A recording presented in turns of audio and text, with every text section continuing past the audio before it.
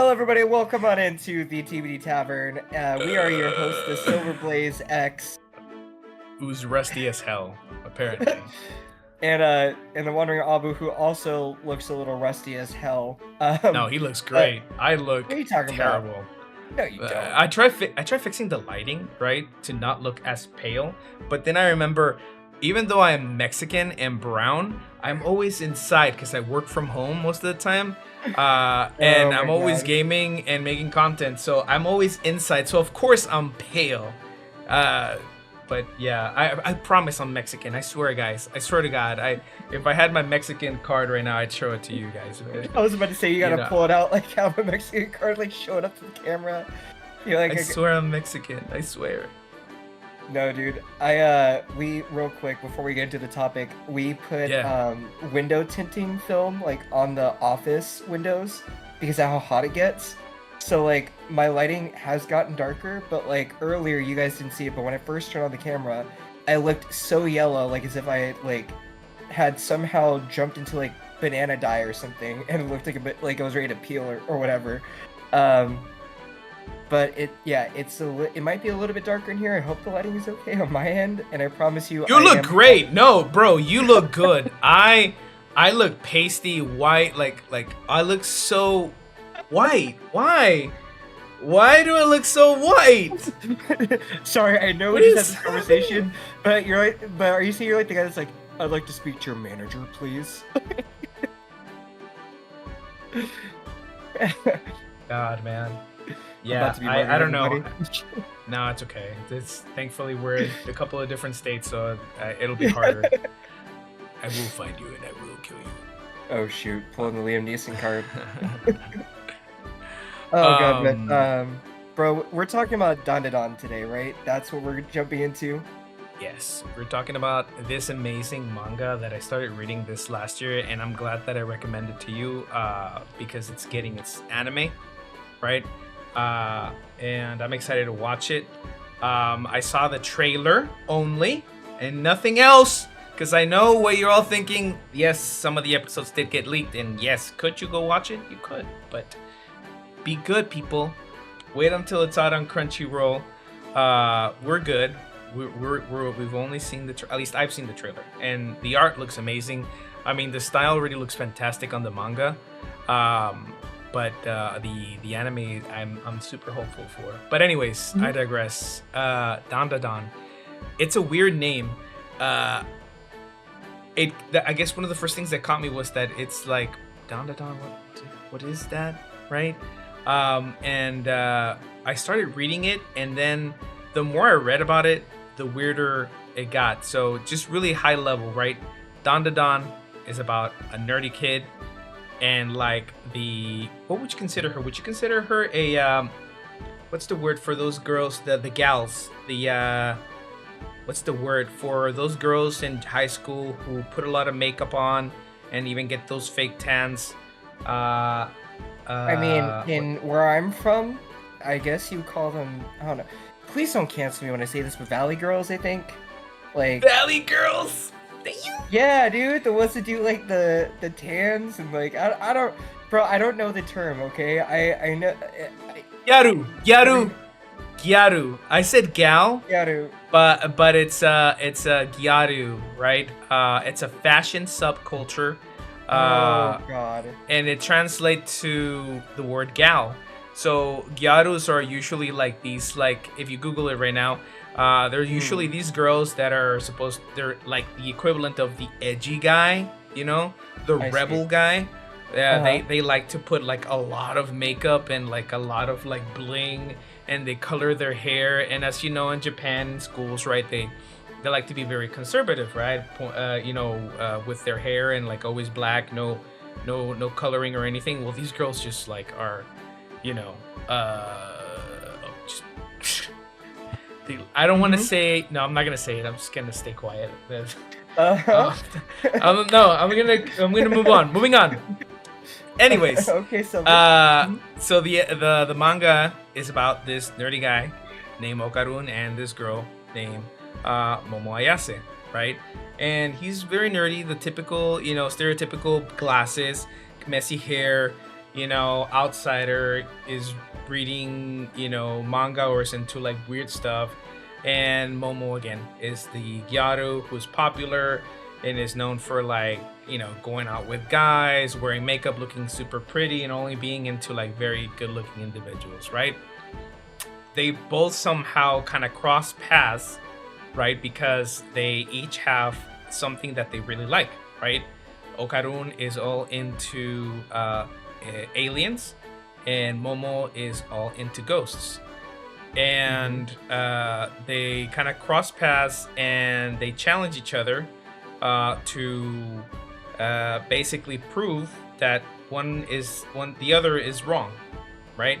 So what else? I feel like I'm the one that's only talking about this. What I like about it is this. It starts off with, you find out from Momokun that she breaks up with her guy at the time because he's like, basically, if you don't pay for dinner, if you don't do stuff, then like, what's the point of us dating? And he called her broke girl. So she said, peace out, dude. And then the thing is like, the reason why she dated him isn't because he's good looking. In fact, they thought he wasn't really in her league. Is because he reminded her of her like celebrity crush Ken Takakura, right? And so that's the whole thing about her. She's like, it's all about the look of like capturing her boy Ken Takakura.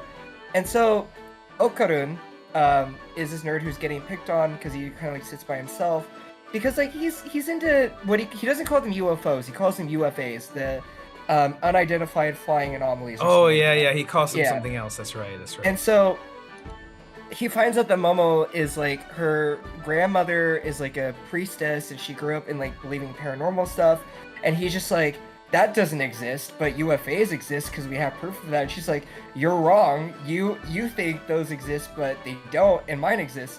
So they challenge each other to go to like different spots where activity has been for both of what they like. So Okarun has her go to this hospital that has been said to have screams and like sounds and like alien activity, and then Okarun's told to go to this tunnel that is supposedly very haunted. And this is what I love about Dandadan, because like the artwork is beautiful, the story is kind of starting off in a weird direction, and then it just goes completely like, let's say if straight is normal, right is like dark, and then left is like, what the hell am I reading? It goes like U-turn, like back on like the opposite way of like, I'm going into full weird mode. Because like, Okarun is on the phone with her and he's like, he runs into this ridiculous spirit that we get to know as Turbo Granny, right? Like, what does she tell him? Do you remember somewhere? I will. You remember, but you're making me say it, right? She basically says that she will let him suck her titties if she can suck his what? His gonad, and it yeah. So yeah, this ghost apparently that lives in this tunnel is a perv, and she genuinely has her titties out, and it's gross. So yeah, basically he has this encounter with this very weird, perverted ghost, and his first action is to run, because who doesn't want to run from like a ghost that just told you that, appeared out of nowhere, and is this nasty looking like dried up granny? It's terrifying to find it in the middle of a tunnel, right? But as soon as he starts running, the first thing that Mo tells him not to do is run. Why? Because the Turbo Granny, apparently you get cursed if you try and run away, because what was it? She's hella fast, bro. She's like she was like a fast sprinter or something. So like you can't beat her in a race. Like doesn't matter what you could drive a car, you could take a bike, you could try to fly a plane, you could try to take, I don't know, like Elon Musk's weird train tunnel system that he was doing where it's just go super fast. It doesn't matter. Turbo Granny's got you. She's got her running shoes on. She's met with Marty McFly. She can go like hit that speed that goes through timelines, and she basically possesses those who try to race her, and she beats, right? And then meanwhile, Momo-kun runs into 3 like creepy, pervy looking like what do they call it? It's like the uncanny valley-esque looking mofos who like Oh, chase her down, right? yeah, the alien guys, right? Yeah. They look all like egg and round like, Mm-hmm. which is creepy as hell. And it gets into a very compromising situation where she gets basically tied down. Uh, they explain to her that their species can no longer reproduce, so they need human reproductive organs to No, be able. it's okay. Yeah. They just don't have bananas. That's how they refer to it. Oh, that's right. Bananas. They call Yeah, it a bananas. banana. Yeah. We need the human banana, and then they basically like bring her almost to nude, and they basically are going to impregnate her. Which it's like already like, what is happening? Like, here we have this granny that is racing this guy and wants to grab his wiener, and then we have this poor girl who just got assaulted by these aliens, is about to get impregnated, right? So like it so much is happening at once at the beginning of this like manga, and you're like, dude, what is happening? And it's so dynamic. By the way, the artist is able to like, because manga artists don't have like anime artists have, right? They don't have all the motion and the dynamics and the music, right? And the voice actors to bring things to life. But so, which is what you gotta give the mangaka like so much credit, is that they're able to just bring all these dynamic scenes to life. Dude. It's crazy. Like seriously, like the manga is written. I mean, it's drawn beautifully. Like these scenes, you can see them just kind of come to life. That's why that's the other thing that attracted me so much about Dandadan, is that the art just brings these characters and the motion and everything just to life, and you can feel it. Mm-hmm. It's almost like watching the anime when you're reading the manga. Legitimately, the artwork, I would compare it to like anime levels, with the way that it's so clean, like the lighting, the like styling, the shading, everything is so good that honestly, that's what really glued me in, was like how beautiful the artwork was. Hands down. No, I think I messaged you saying that like I was blown away by how the artwork was.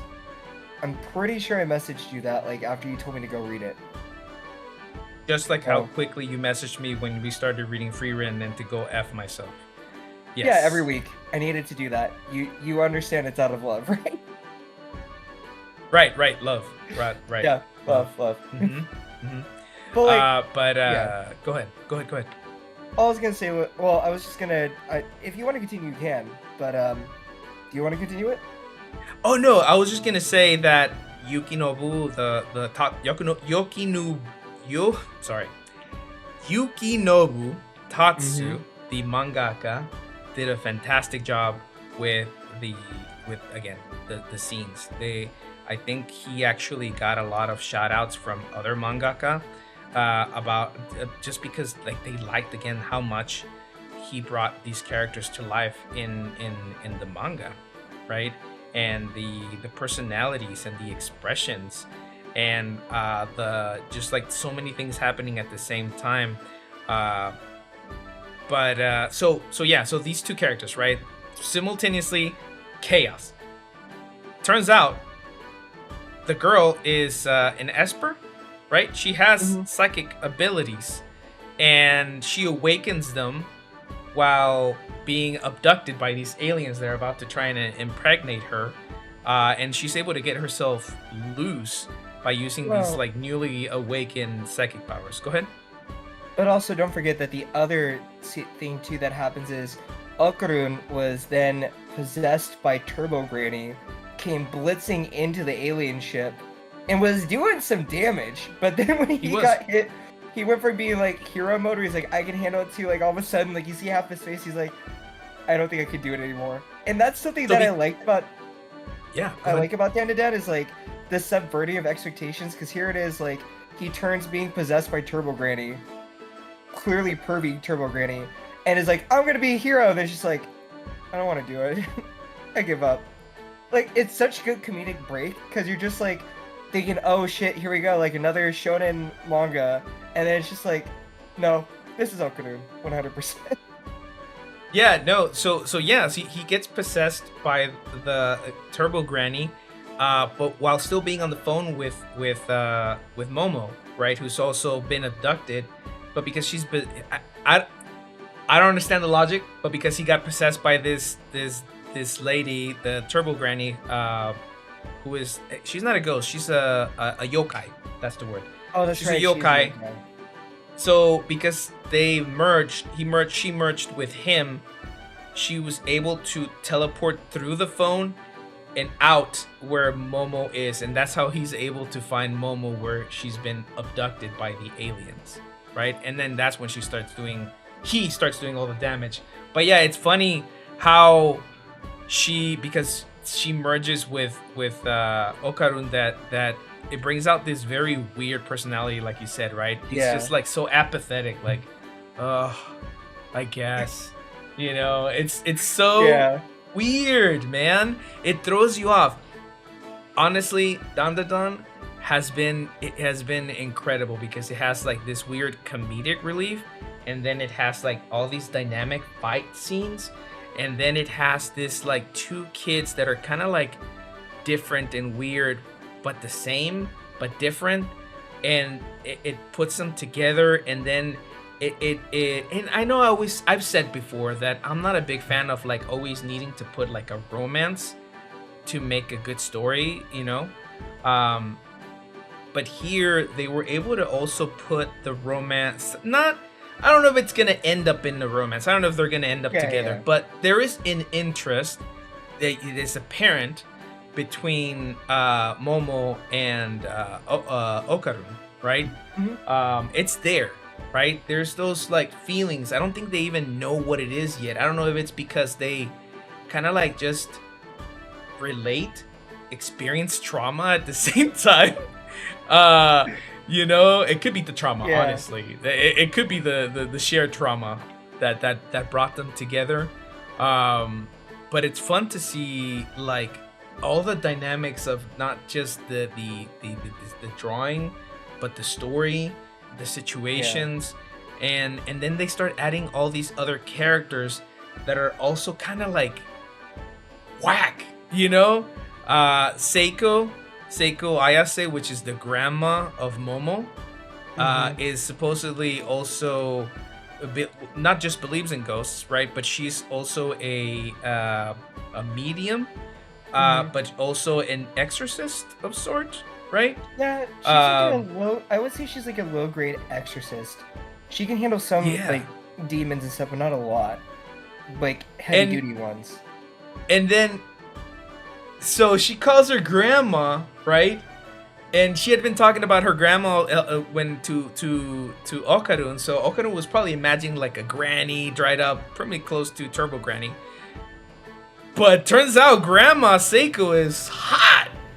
She is gorgeous, man. He's laughing, but it's true. She is gorgeous. She is hot. She is beautiful. If that, honestly, I was like, wait a minute, like, what?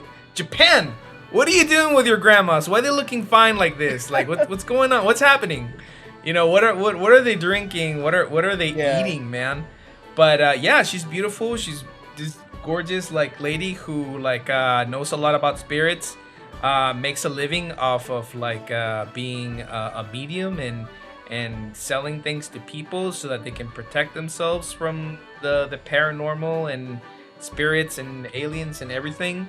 And she also turns out to be a pretty badass lady, right? Like she does have like this like very like she knows everything sort of personality, right?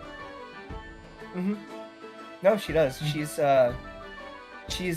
She pretty much is like, you can tell where Momo got her abilities and her knowledge and understanding, because like you're introduced to her as like the grandmother who taught Momo like a very cringy ritual to protect herself every day when she left, like from her home to go to school and stuff.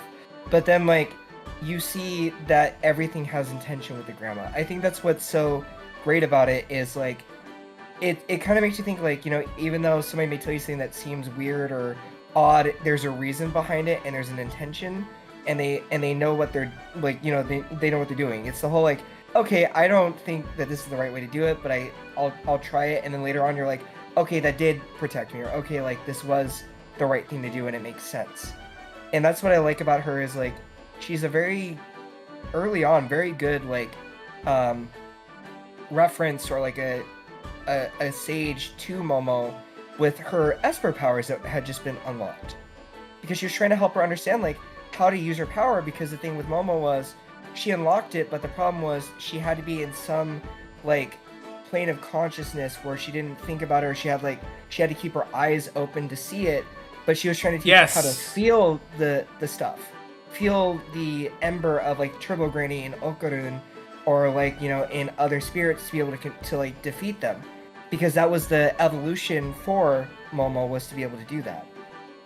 So like she plays a very big part in Momo's development very early on to help her like grow into her powers.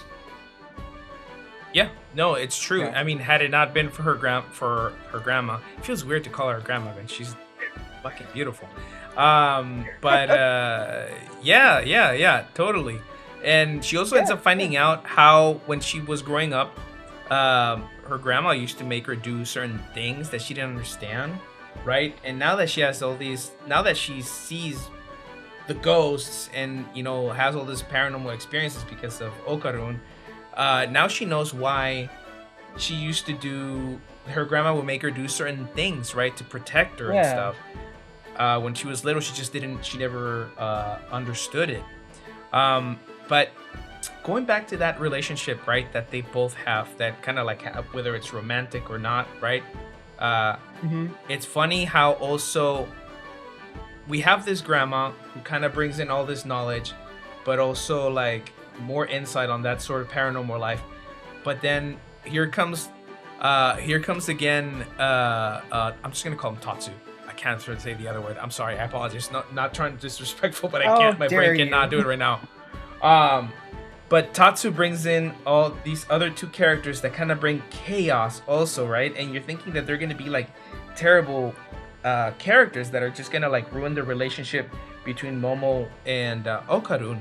But I think was it Gigi, the guy, or was it the Ida, the girl, who comes in first?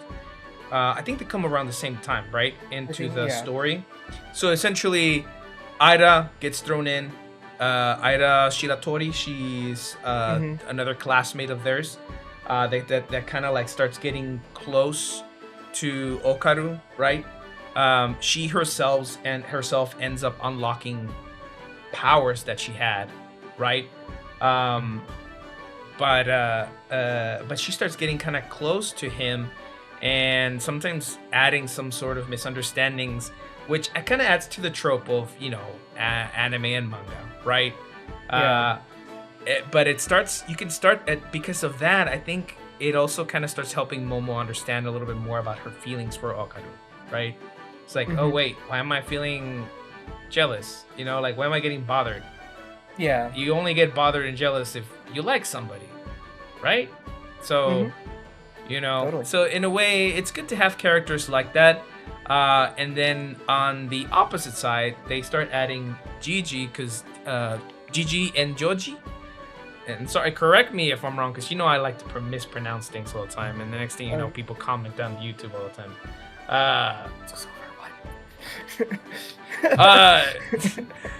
So Gigi is the male counterpart. He gets thrown in there too, and he starts making things where Okarun starts misunderstanding and thinks, oh, he's just really close friend, childhood friend of Momo.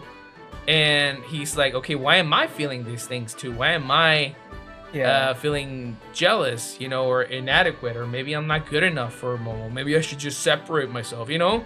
Like, he starts questioning if he's even worth it. Because she is, at the end of the day, the popular girl, the pretty girl. She's also smart and talented. So he starts being like, wow, am I even worth it? Am I even good enough? And then add this pretty guy.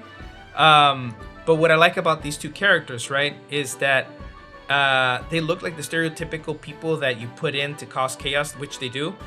They also have their own kind of like, we get into their own stories too. They each have like their own little like sad backgrounds and why they're like they are, and they're actually not that bad. They kind of humanize them quite a bit. They it turns out Gigi's very sweet, and Ida is also a very considerate person. She just, had like a different type of background and upraising, so she might come off as like stuck up or mean, but she's not. Sorry, I kept on talking about these characters. No, so here, real quick, everybody. This is how I think we should get towards the conclusion. Okay, how would you pitch people into reading Dandadan? What is the things that you would be like? This is what's going to draw you in. If you had to give a couple of things, what would it be? What did I tell you? What did I tell you? Do you want something that's gonna scratch your brain while tickling you and at the same time questioning your values? I think that's how I would pitch it. Okay. If you want to read something like that, check out Dandadan right now. Go check it out. Go. Viz, the app for Viz manga, they have the first chapter. They actually have the whole entire thing open now. Really? Oh, I mean, unless if you're a subscriber, then you can read. Oh yeah, you're a subscriber. But if you don't want to, the first 3 chapters. That's what I was trying to say. I was like, I think it's either the first 2 or the first 3 are free just by signing up with Viz Manga, the app. So give it a shot. Go read it.